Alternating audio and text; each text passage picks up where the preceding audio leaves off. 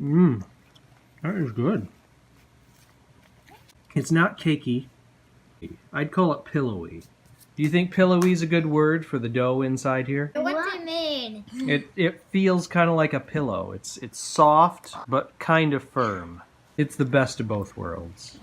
I think I've got a few modifications to try for next time.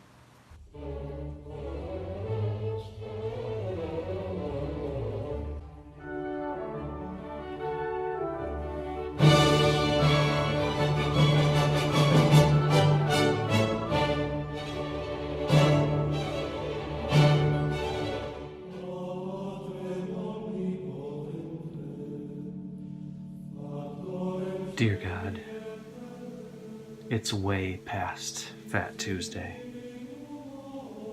It's Lent.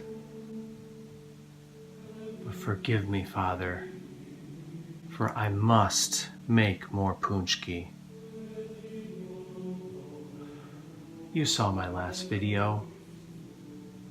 The punchki were almost there. Rich, sweet, pillowy. They were just missing a little something. Lord, I can't wait another year for another batch. If I'm going to perfect this recipe, I have to try again now. Lord, give us this day our daily brioche, and forgive me my donut indulgence during this season of fasting. But luckily, I'm not a Catholic. Amen. Let's do this. First, I'm going to heat up 2 cups of milk. I got a thermometer this time, so I actually know what temperature things are. I'm going to get it steaming and then let it cool back down to 110 degrees. That's a good temperature for the yeast. 2 packages of yeast. Instead of the brown sugar syrup I used last time to simulate the rum, I'm using 1 teaspoon of maple syrup this time. It's got a similar sweet but earthy flavor to it, so it should serve the same function. I'll stir this up and then let it sit for 15 minutes for the yeast to activate. Now in a bowl, I'll add 4 egg yolks and then 2 full eggs. Then 3/4 cup sugar and 1 teaspoon vanilla. Whisk that really well. In a separate bowl, I'll add 5 cups of flour and 1.5 teaspoons of salt. Now I've got my 3 bowls. I'm going to add a little bit of the dry stuff to the eggs, mix it up, then a little bit of the yeast, and then mix, and then keep alternating until everything's together. It gets hard to mix by the end, so I switched over to the glass bowl so I could finish mixing by hand. All of the pro recipes I saw added the butter into the already constituted dough. Of course, the pros are using a stand mixer. Doing this by hand is much harder, and it gets very sticky at the end. I ended up employing a kind of grab and twist motion to try to simulate what a mixer is doing, but I think the amount of squeezing and squishing I had to do just to get everything together may have been too much for the gluten structure. Now I'm going to cover it and set it aside for 2 hours to rise. After rising, it's still a very sticky dough, so I'm using flour on my surface as I roll it out. It's best to use as little flour here as you can. I probably used too much, but that may be a sign that my mix wasn't quite right in the first place. I'm cutting these with an empty tuna can. It's just the right size. These are going to rise again for another 30 minutes. I'm forming the leftover bits into donut hole-sized balls. I'll use these to test the oil at first and to help adjust the temperature if needed. I've got my thermometer in the oil this time, and I'm going to fry these up and get them sugared, and then I'll make my fillings.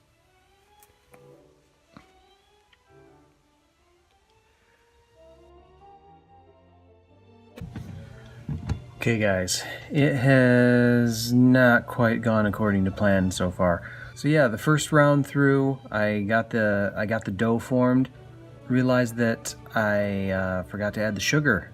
So I just put the dough into a different bowl, let it rise, and ended up making some dinner rolls out of it. The dinner rolls turned out okay.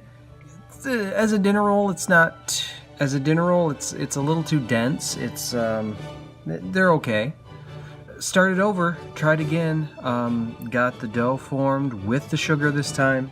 Tried to incorporate the butter at the last step of the dough formation, and that's just not going to work well without a stand mixer.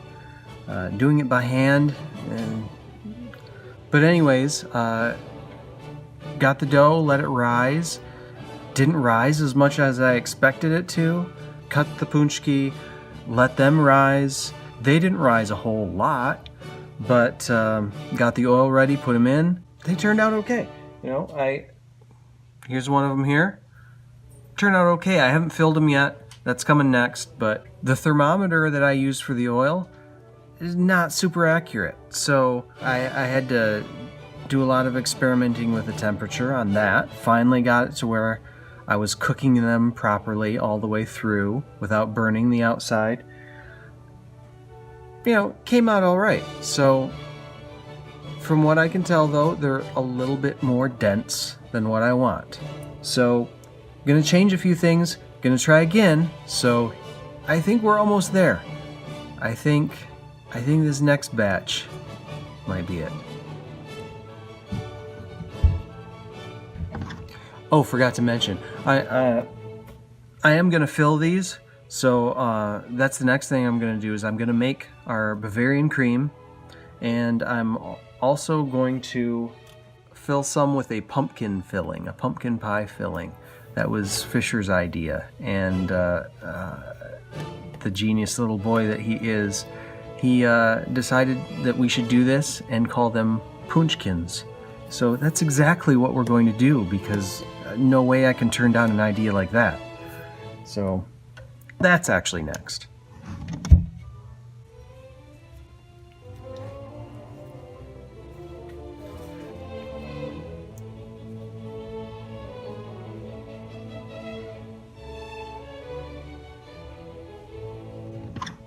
So before we go too far with this, and I fill a bunch of these, I gotta try one of these. So just to see if you know, proof of concept. Is this gonna work? Is this a good idea?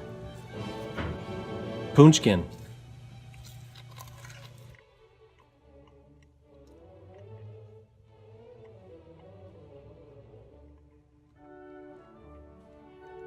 I think we got a winner.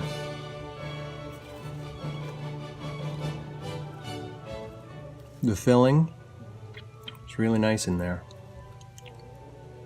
I mean, it's just a basic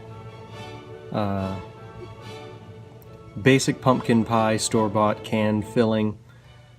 I mean, it's not the best pumpkin filling in the world, but the idea is there. And I mean, if we wanted to make our own pumpkin filling, which we've done before, you should watch that video.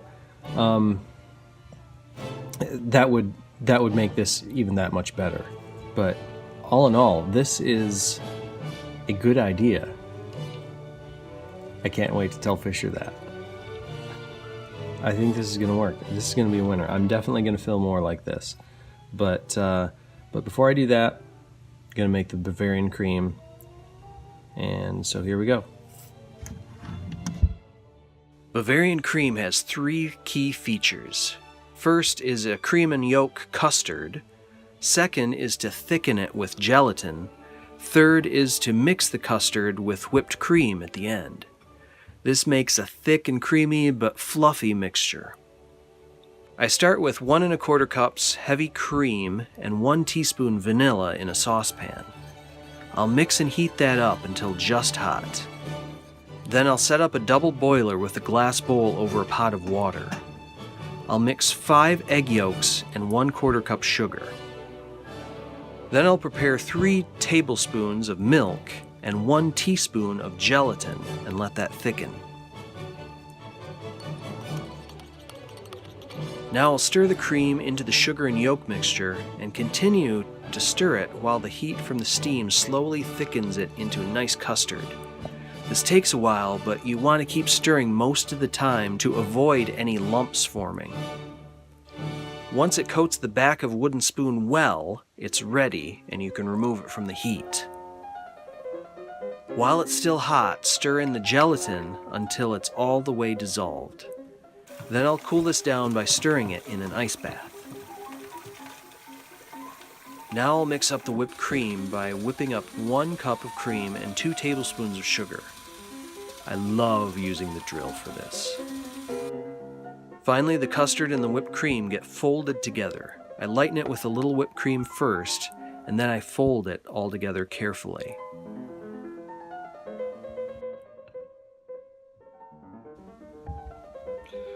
Okay, review.